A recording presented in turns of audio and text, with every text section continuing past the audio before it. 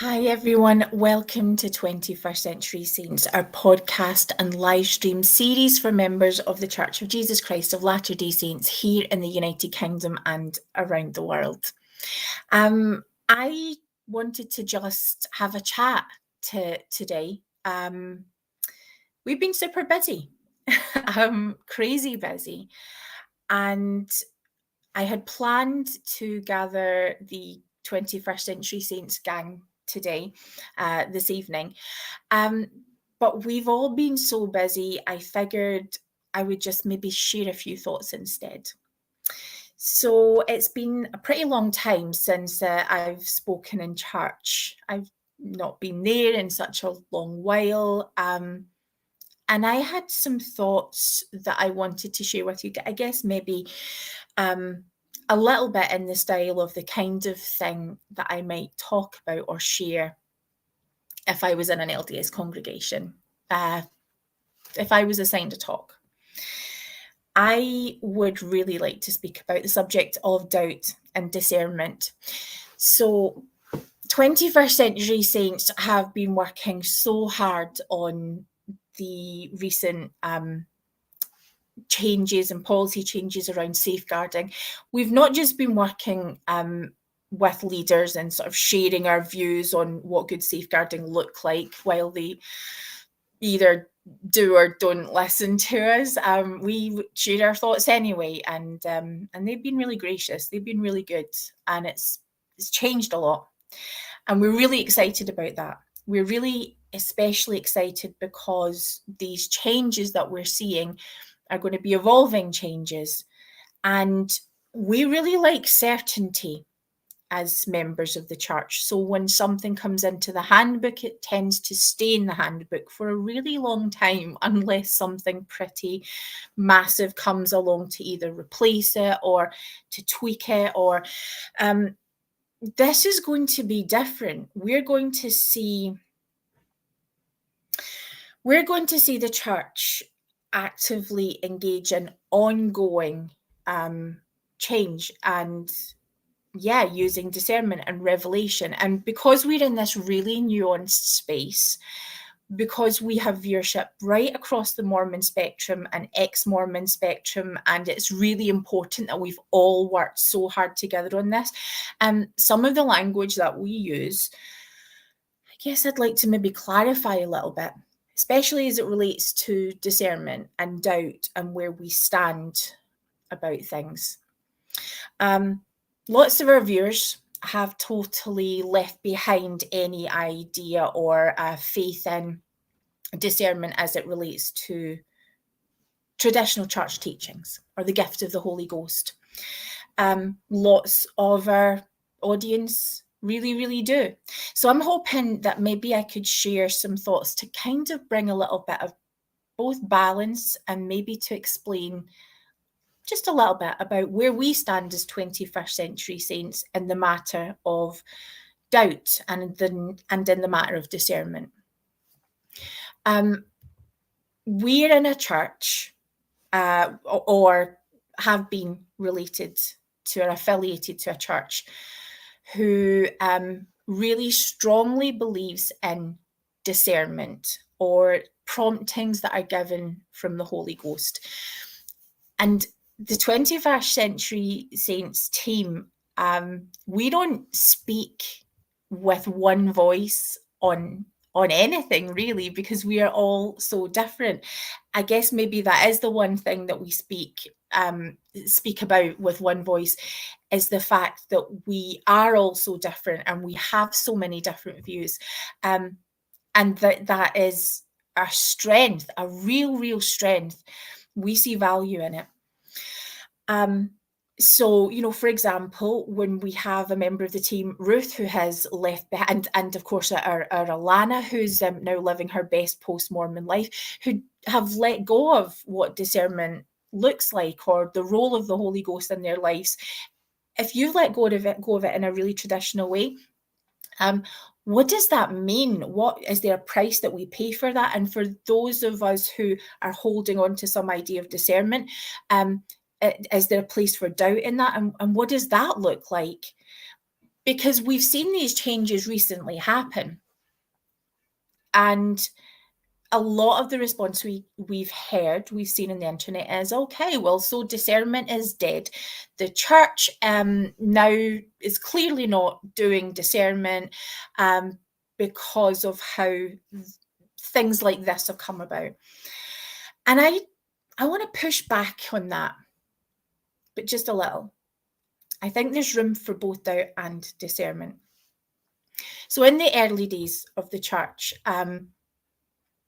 the key message of the restoration, or one of them, because let's face it, the key message of the restoration has looked different at different periods in time, and some things get amplified and some things kind of get lost or forgotten or left behind. One of the key messages of the restoration is that God can speak to mankind, humankind. And so in the early church, we saw a lot of confusion around that. There was a lot of naturally, well, if God can speak to man, then he can speak to me.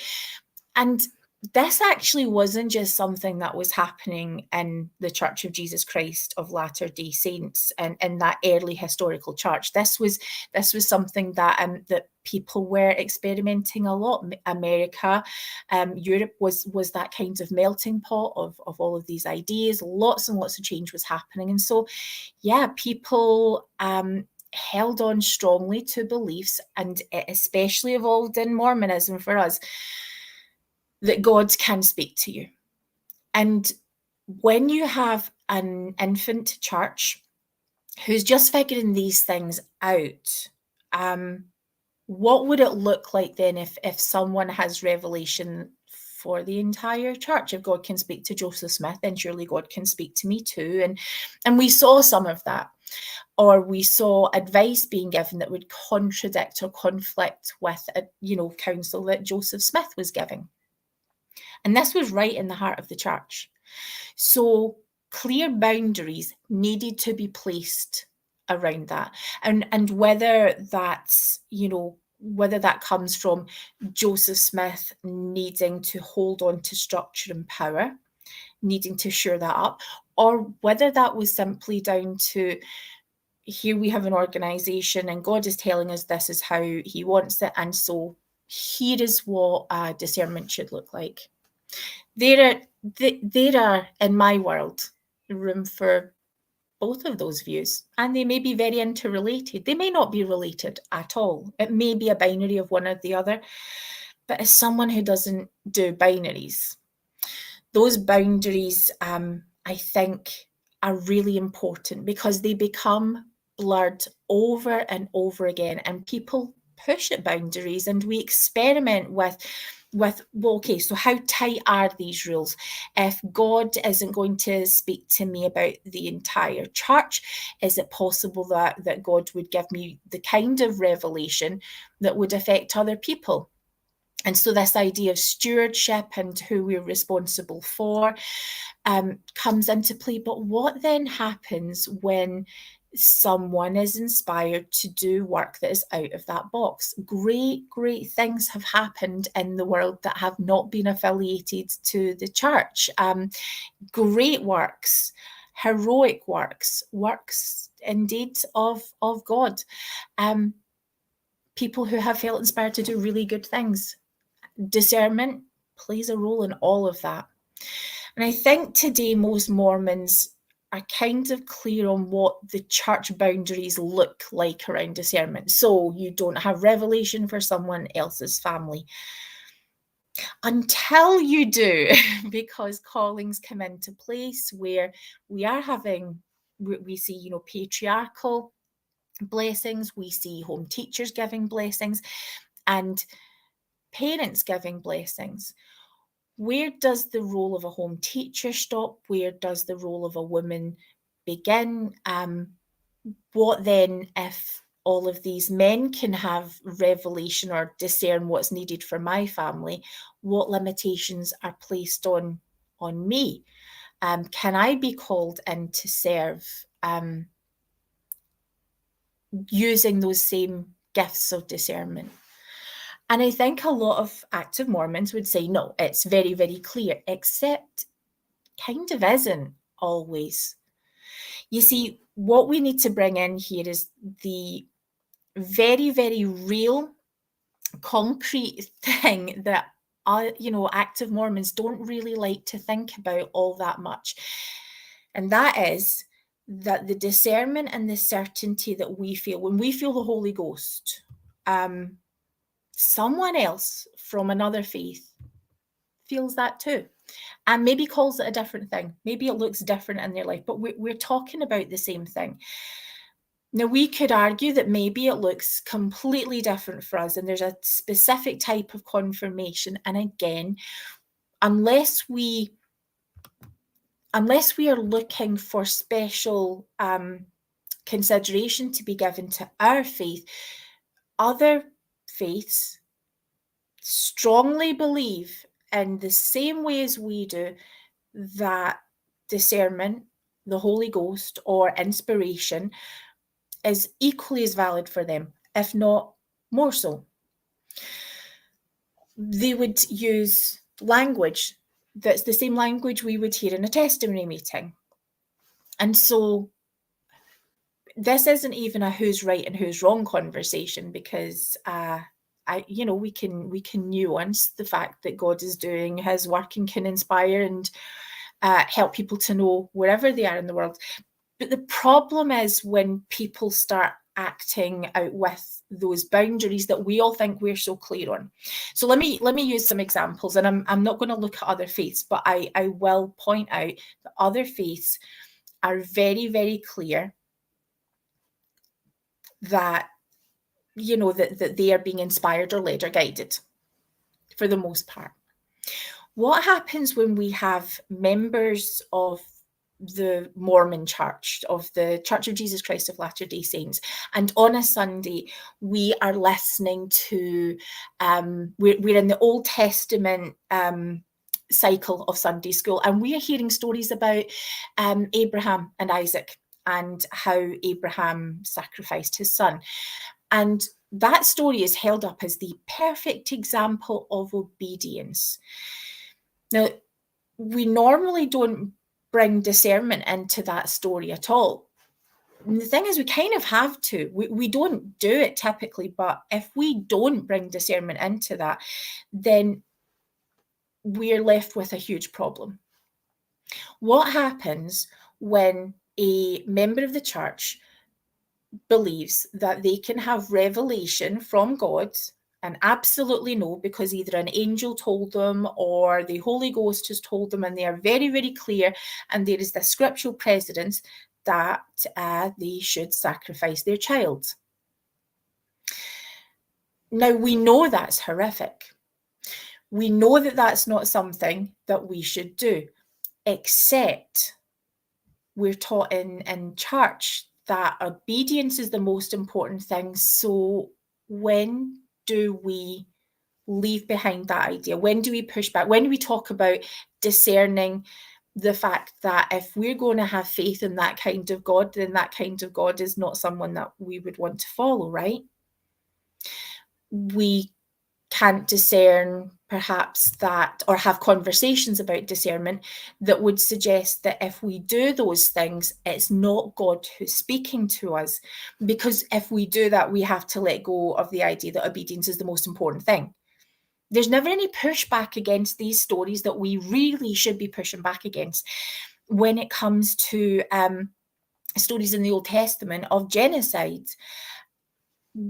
We're not having conversations about how we know that a God who commands an act of genocide is not good, and that's not something we want to do. Now, it may seem so counterintuitive that we would have to go to church and be taught explicitly, do not kill your child, do not kill your wife, except in religions such as the one that we are part of. Actually, there is a huge amount of precedence where that exact kind of thing does happen, because someone really believes that the Holy Ghost has told them to do that.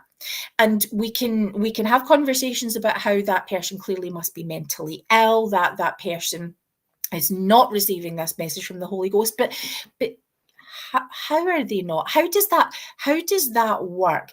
Because if we're sort of agreed that everyone is convinced that the information that they are receiving from God, or the promptings that they are receiving from God, are exactly the right ones, that someone else's aren't as correct, or either way, that it's God who's telling us this thing, where is the pushback when it's something that is incredibly wrong? We have heard so often in stories about horrific crimes that have been perpetrated predominantly actually by people with authority in the church, by men who have authority over their wives, by, perhaps bishops, people who hold the priesthood and have a duty of care to other people.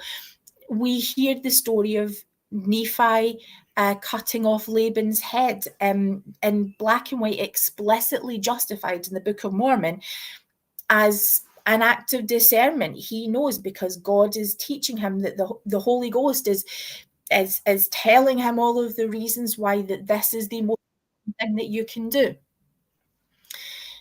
Except we're left with this huge problem. So can we doubt discernment?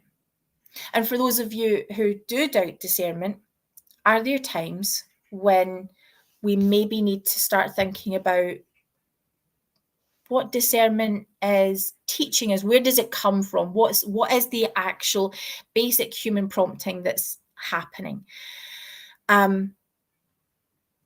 We can use discernment to become radicalized to ideas that are outside the norm. And some of those ideas are extremely problematic. And we can go from things like, I really felt so strongly that I had to obey the word of wisdom more strongly in my life, to the prepper movement, to I feel like the messages that I'm being given are relating to dead members of my family. And so there are really interesting ways that those promptings work differently for everyone. And we don't have a lot of conversation about it in the church, because we have this assumption that everything's supposed to be really, really uniform. I wonder, as we're talking about the recent announcement on safeguarding, do we have to give up on the idea of revelation? Is it something that we should be giving up? Our feelings can get us into real trouble. And that's where this all starts, is with a feeling or a prompting. That's how the missionaries interact with people who they are teaching the gospel to. It's one of the basic building blocks, is this idea of being guided by our feelings, that you will know in your heart that it's right. But our feelings don't always lead us right. And maybe as Mormons, we wouldn't categorize it as feelings, because feelings are a particular response. The Holy Ghost is something else. Except that's how it works. It's in our minds, in our hearts. And our feelings, we do need to leave room for our feelings, because if we are feeling people, we are humans. This is how we interact with the world. This is how we build friendships and relationships. This is what brings us love, what helps us to interact in romantic ways. We can be led by our feelings. The problem that happens, I think, is when those feelings are what lead us, where we become blinded to messages of what's right and wrong, where we assign our moral compass to our feelings. I think about safeguarding, when people who have been victims of abuse feel that whenever it's someone who they're in repeated patterns of abuse, particularly domestic abuse, where you see cycles of these things happening, people are more vulnerable than others. And often what's happening there is someone is very clear that I know what this would look like. I've been through this before and I would know the signs if this ever happened again because I would feel it. It would feel really wrong. It's also how abuse gets to happen in families, that somehow we would just know. And some of the victims that we've spoken to who are faithful members of the church have had those types of feelings where they have just known. And so we don't ever want to indicate or suggest that, well, maybe we do. Maybe we do want to ask what happens in the case of people who don't know or who don't get those promptings. Is the Holy Ghost not working that day, or does God not love that person enough, or are you just not righteous enough to keep your child safe? Now, as I say that, we can clearly hear how wrong that is, except that's where we are left if we don't talk about the problem of discernment. I love the idea of discernment. I don't have to hold on to it because there is more than discernment for me. And it's okay for me because I'm quite comfortable in a nuanced space. But if you do need to hold on to discernment, then maybe we need to get clear about how we doubt discernment. And maybe for those of you who've let it go, maybe we need to think about, well, what does discernment look like? Are we receiving feelings that are trying to warn us about something, that something is out of alignment with our values, and that's why it feels really uncomfortable right now? Or that you have perhaps a tendency to want to act in a certain way, and confirmation bias is perhaps supporting or underpinning that idea. Those are all really valid, and I think at different times they could potentially all be true, and like I say, that works for me. But when it doesn't work is what I'm really interested in. See, back in those early days of the church, other than the single time that we hear about in one of the many Sacred Grove accounts, for the most part, the church is being organised or discussed, or key decisions being made in councils. And yeah, Joseph Smith will go into the red brick store and receive a revelation if he's, if he's planning to go and do that day. But councils were key from the very beginning. Emma would ask a question, women would want to act, and councils happened, discussions happened. Any decisions that we make in our lives that involve others often involve, for example, if we want to adopt a child, other people are involved in making those decisions. We discuss it as families, outside agencies are involved. Does that mean that God isn't part of that process? I don't think so. I don't think we have to let go of that idea. Throughout church history, we've seen councils come, we've seen councils go. And I have to say, I love the idea of, if we want to claim a living church, what does that look like? How do we make that happen? Unless we're just waiting for a prophet to tell us, it needs to look a certain way. We're members, we buy into it, we show up on a Sunday. So what do you need it to look like for the church to be true? What would make sense?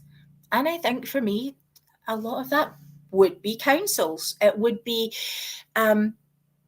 talking as wards and individuals, stakes, and at a global level about what needs are.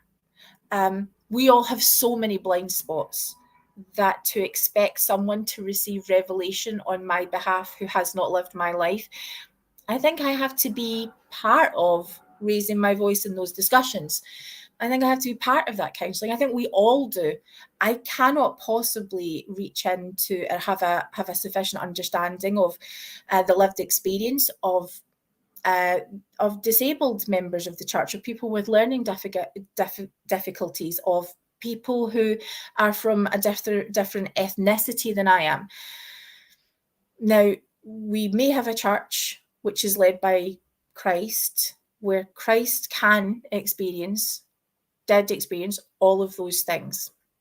And that's godlike. And at the very best, humans can empathize on that level. We are not all godlike. We are so far from godlike. So to be able to communicate, to be able to talk, to be able to amplify the voices of the most marginalized in our community, I say counsel. I say, yeah, let's do more of it. Now, we don't want to spend our lives in councils. There comes a time for counselling and a time for action.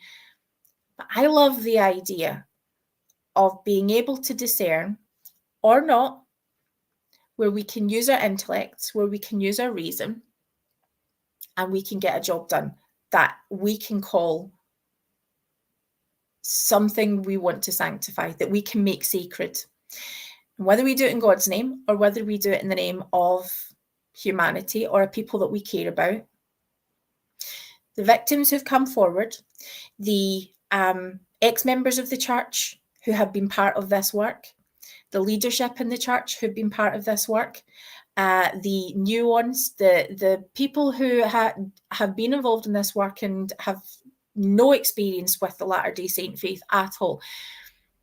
I am going to hold on to the idea that they played a part in God's work. They played a part in the church discernment process. And I like that. I think that looks maybe like a healthy church. And if we could have more of that, if we become a church that is listening to the voices of the marginalized a lot more than we already do, then maybe we could put the stamp on this church of it really being a living one.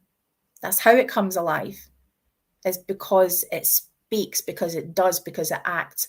Otherwise, all our works would be dead in the first place. So yeah, I don't want to write off the Holy Ghost. And maybe some days I don't see a need for it. Maybe, I don't know how I feel from one day to another. But for now, I love being in a space where possibilities exist. I love being able to say Nephi was wrong, that Abraham was, that's the act of a mentally ill person. That, yeah, we do as a church apparently have to say, don't kill your wife and kids. Don't abuse people. Don't use your priesthood in ways that you're going to throw God under the bus by thinking that he's going to tell you to act in a way that's contrary to the law. Sometimes discernment is knowing that the rights of others is already enshrined in law and you're going to do all you can to uphold that. Sometimes it's about just doing the work that has already been done and not fighting against it. Standing with people who are vulnerable. I want to see more of that. And I believe that if we can stand in a place where we're all together and we are all speaking with one voice on that one thing, maybe that's how we can make this a better place, rather than wait for God to come and tell someone this is what they're going to do. Maybe God actually does listen. Maybe this is how it happens.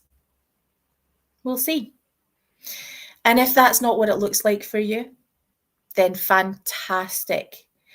I love the idea of people who are so good, because I have so many of them in my life who are so good that they do not need religion to help them be better because they're already that good. If that's you, then you're freaking awesome. Okay, anyway, those are just some thoughts that I wanted to share today. I am not ready to let go of discernment just yet. And discernment, I guess, for me is about hearing what people have got to say, hearing what they're experiencing. Tell me what I need to know. And then I'll meditate on that, and then I'll think about it and think about how I could amplify your voice. That's my plan.